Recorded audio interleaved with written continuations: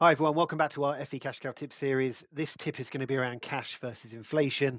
It's an incredibly popular topic that comes up time and time again. It has done for decades, whether the cash rates are high or whether they're low. Advisors are always trying to educate their clients in terms of the long-term perils of investing in cash, and that's really inflation. So cash is seen as a low-risk investment, but clearly it's not low risk because the longer you invest in it, the higher risk you have in terms of inflation eroding those gains. And what does this look like when you compare that against investing into an investment solution? Well, advisors are always looking for pretty pictures. Picture paints 1,000 words, and that's where CashCalc can really help. We can create a lot of stuff in CashCalc that shows exactly that: cash versus inflation versus investment solution. So how I've set this up, I've got a client here called Amanda Harris.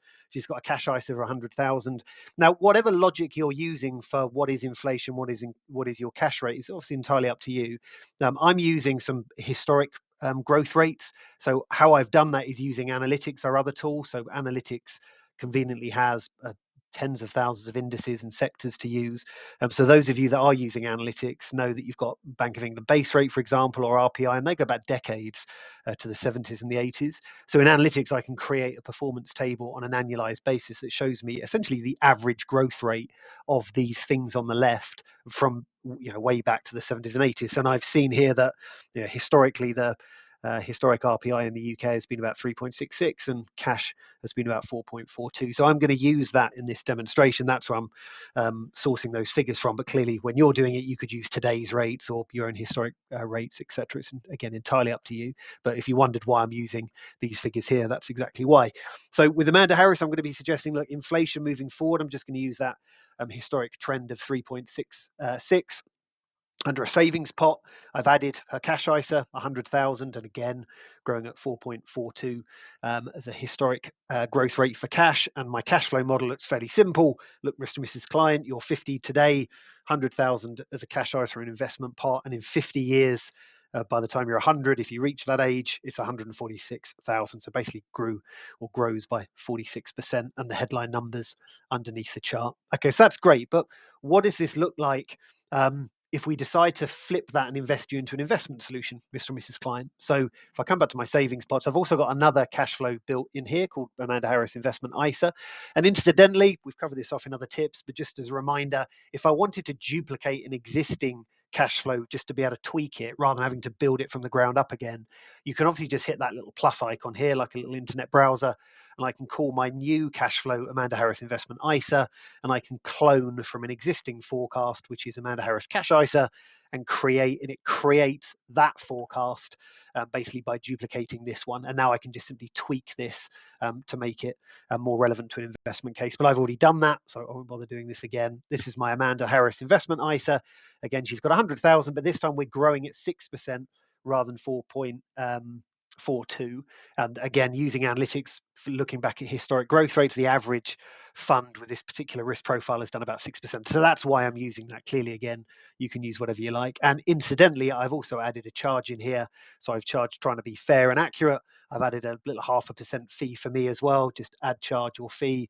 I called it my advisor fee, 0.5%, and that would just simply take it off the growth rate. And my cash flow model suddenly looks a little bit better.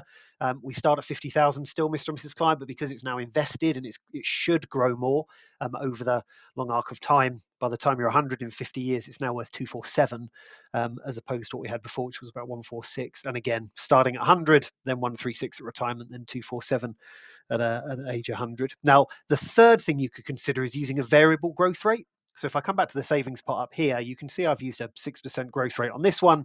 But again, I've created a duplicate and called it Amanda Harris Investment ISA Variable. And I've now got this one. And what I've done is I've actually used an investment solution, a real investment solution. And I've done that just by, if I come back in here and edit it, initially it was on linear 6%. But if I click on variable, I get all these neat variable growth rates that load up. A lot of them will be plugged into your account by default. You can build your own as well in CashCalc. You can just click on that little settings tab and build them in there. Incidentally, we've got an integration with analytics as well. So those of you that are using analytics, if you click on the portfolio tab and find the portfolio you want to bring in from into CashCalc, you can edit that and push the portfolio and the asset allocation into CashCalc, and then within CashCalc you'll be able to find it in here for you to select. And it's a lot more scientific.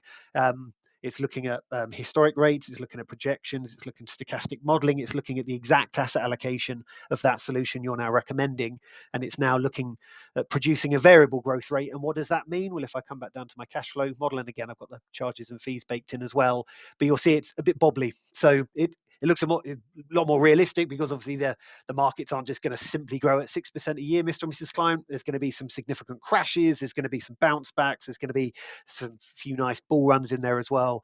So it looks at all of that. Yes, there's going to be up and down, but generally the trend is upwards.